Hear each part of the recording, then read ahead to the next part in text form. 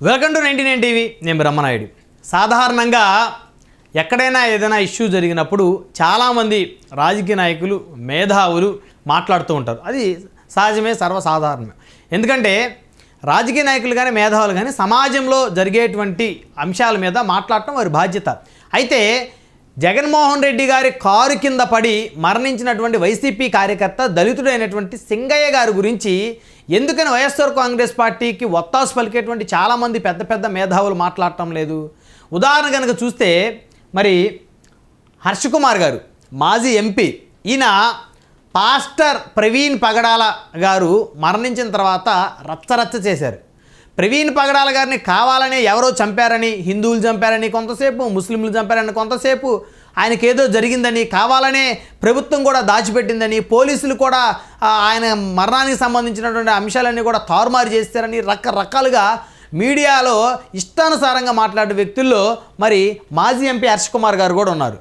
ఎందుకంటే పాస్టర్ ప్రవీణ్ పగడాల గారు ఎలా చనిపోయారు ఏంటి అని చెప్పేసి హైదరాబాద్ నుంచి ఆయన చనిపోయినటువంటి ఏలూరు వరకు కూడా మరి సీసీటీవీ ఫుటేజీలు ఓపెన్ చేసి ప్రవీణ్ పగడాల గారు మరి అనేక మద్యం షాపుల మధ్యలో దాదాపు 3 మద్యం షాపులో మద్యం కొనుగోలు చేసి మరి అవన్నీ కూడా విజువల్స్ అన్నీ కూడా చూసాం మనం. మరి ఒక దగ్గర విజయవాడ రామర్పడ్ రింగ్ రోడ్ దగ్గర ప్రవీణ్ పగడాల గారు కింద పట్టడం, అక్కడ ఉన్నటువంటి ట్రాఫిక్ ఎస్ఐ గారు ఆయన్ని కాసేపు వారించడం, కొంచెంసేపు కూర్చోబెట్టడం, తర్వాత మళ్ళీ ఆయన బైక్ వేసుకొని వెళ్ళటం, అక్కడ నుంచి దారి మధ్యలో ఆ ఏలూరు ప్రాంతంలో ఆయన మళ్ళీ మద్యం కొనుగోలు చేయటం, ఏలూరు దాటిన తర్వాత ఆయన హైవే మీద విగత జీవిగా పడి ఉంటాం. అంటే డ్రంక్ అండ్ డ్రైవ్ చేసి చనిపోయినటువంటి పాస్టర్ గారి గురించి ఇష్టానుసారంగా ఆయనని ఎవరో చంపారని చెప్పేసి, అసలు ఆయన పోస్ట్ మార్టం రిపోర్ట్ మీద కూడా మాకు అనుమానాలు ఉన్నాయని చెప్పేసి, ఫోరెన్సిక్స్ ల్యాబ్కి వెళ్ళినటువంటి ఆ ఎఫ్ఎస్ఎల్ రిపోర్ట్ మీద కూడా అనుమానాలు ఉన్నాయని చెప్పేసి ఇష్టానుసారంగా మాట్లాడి మరి మొత్తం కూడా సమాజం మొత్తం కూడా ఒక్కసారిగా డైవర్ట్ అయ్యేలా చేసినటువంటి వ్యక్తి మాజీ ఎంపీ హర్ష కుమార్ గారు. ఇది ఎవరు కూడా మర్చిపోలేరు అనమాట. ఎందుకంటే నిజంగా కనుక పాస్టర్ గారిని ఎవరన్నా కొట్టి చంపినా, లేకపోతే ఏదైనా హత్యగా ఆయన కనుక హత్య చేసి ఎవరన్నా చేసినప్పటికీ మాట్లాడితే దాన్ని ఎవరు కూడా కాదనరు. ఖచ్చితంగా అందరూ దాన్ని అరెస్టిస్తారు. అయితే అది యాక్సిడెంటు, డ్రంక్ అండ్ డ్రైవ్, అతిగా మద్యం సేవించడం వల్ల పాస్టర్ గారు చనిపోయారు యాక్సిడెంట్ అయ్యి. ఇది పోలీసులు, అదేవిధంగా డాక్టర్లు, అదేవిధంగా పోస్ట్ మార్టం రిపోర్ట్లు అన్నీ కూడా ప్రూవ్ అయినాయి, కళ్ళకు కట్టినట్లు ఎవిడెన్స్ కనపడుతున్నాయి.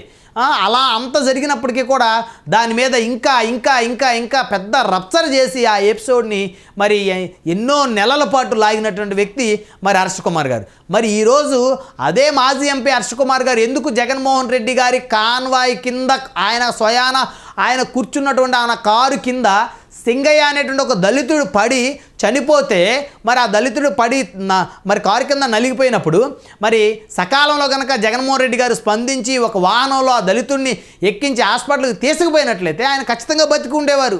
ఈ అంశం 2 రాష్ట్రాల ప్రజలందరూ కూడా చూశారు, చాలా క్లియర్గా వీడియోలన్నీ బయటకు వచ్చాయి.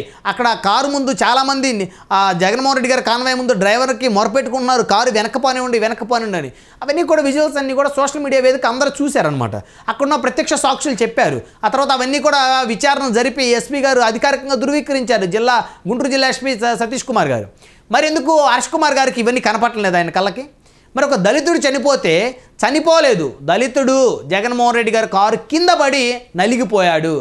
అక్కడ జగన్ గారి నిర్లక్ష్యం, జగన్మోహన్ రెడ్డి గారి పార్టీలో ఉన్నటువంటి వైకాపా నేతల నిర్లక్ష్యం వల్లే ఒక దళితుడు ప్రాణాలు కోల్పోయాడు అనేటువంటి విషయం వాస్తవం. ఎందుకంటే అది దురదృష్టవశాత్తు ప్రమాదం జరిగింది. ఎందుకంటే జగన్మోహన్ రెడ్డి గారు కావాలని తొక్కించారని ఎవరన్నారు? ప్రమాదం జరిగినప్పుడు ఆయనకి ఖచ్చితంగా తెలిసే అవకాశం ఉంటుంది. కారు ఒక మనిషి మీద కారు ఎక్కిన తర్వాత అంత హడావుడి జరిగి జనం అందరూ కూడా వెనక్కి నెట్టిన తర్వాత కారుని వెనక్కి వెళ్ళమని చెప్పేసి అడిగిన తర్వాత డ్రైవర్ తెలుసుకోకుండా ఉంటాడా? జగన్మోహన్ రెడ్డి గారికి చెప్పకుండా ఉంటాడా?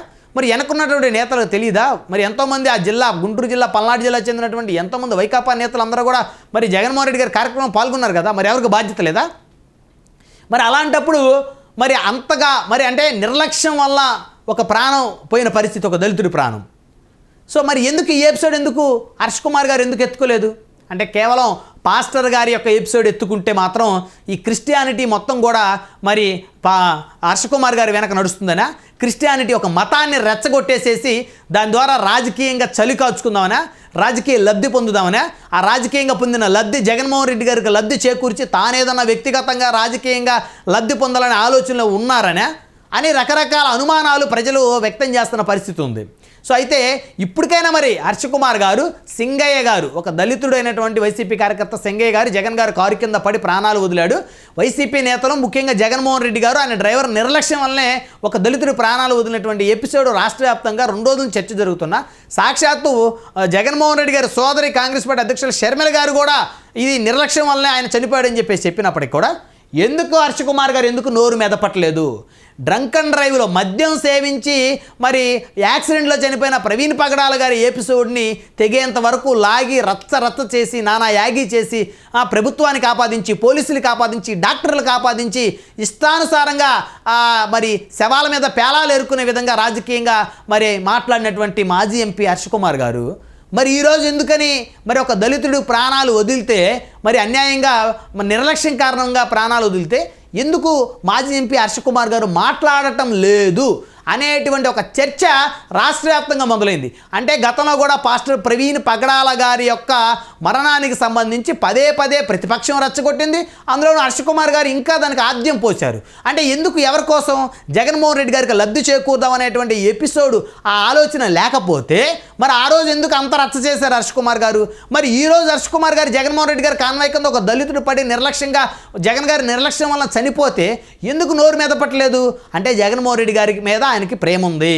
జగన్మోహన్ రెడ్డి గారి మీద ఆయనకి వారిద్దరికి ఏదో ఒక అండర్స్టాండింగ్ నడుస్తుంది. వారిద్దరి మధ్య ఒక అండర్స్టాండింగ్ బలంగా నడుస్తుంది. వచ్చే ఎన్నికల్లో జగన్మోహన్ రెడ్డి గారి నాయకత్వంలో హర్ష కుమార్ గారు పనిచేసినా ఆశ్చర్యపోవాల్సిన అవసరం లేదు. కాబట్టి ఆ రోజు మరి మద్యం మత్తులో మరి యాక్సిడెంట్కి గురై చనిపోయిన పాస్టర్ గారిని కావాలని ఎవరో చంపారని పోలీసుల మీద, డాక్టర్ల మీద, ప్రజల మీద, ప్రభుత్వం మీద నిందలేసి జగన్మోహన్ రెడ్డి గారికి లబ్ధి చేకూరుదామని చెప్పేసి పెద్ద ప్రయత్నం చేసిన హర్ష కుమార్ గారు ఈరోజు జగన్ గారి కాన్వాయ్ కింద ఒక దళితుడు పడి చనిపోతే కనీసం నోరు మెదపకపోవడం ఏంటంటే ఇది నిజంగా మాజీ ఎంపీ హర్ష కుమార్ గారి యొక్క ఆయన ఏదో ఒక ప్రత్యేకమైనటువంటి ఒక ఆలోచన కలిగి ఆ ఆలోచనతో మాత్రమే రాజకీయ లబ్ధి చేకూర్చుకోవాలనే ఆలోచనతో మాత్రమే మరి మాజీ ఎంపీ హర్ష కుమార్ గారు అప్పుడప్పుడు కొన్ని రాజకీయ ట్రిక్స్ ప్లే చేస్తుంటారని చెప్పేసి అయితే ప్రజలైతే ఇప్పుడైతే చాలా స్పష్టంగా అర్థం చేసుకున్న పరిస్థితి ఉంది. అయితే ఇప్పుడు ఇవన్నీ కూడా ప్రజలు హర్ష కుమార్ గారిని ఈ విధంగా తప్పుగా అనుకోకుండా ఆయన మళ్ళీ ఒక మంచి నాయకుడిగా గుర్తించాలంటే జగన్మోహన్ రెడ్డి గారు కారు కింద పడి అన్యాయంగా ప్రాణాలు వదిలిన దళితుడు సింగయ్య గారి మరణానికి సంబంధించి మరి జగన్మోహన్ రెడ్డి గారిని కూడా డబ్బులు పెద్ద ఎత్తున నష్టపరిహారం ఇవ్వాలి అని చెప్పేసి మరి ఇప్పటికైనా హర్ష కుమార్ గారు డిమాండ్ చేస్తారా లేదా వేచి చూద్దాం.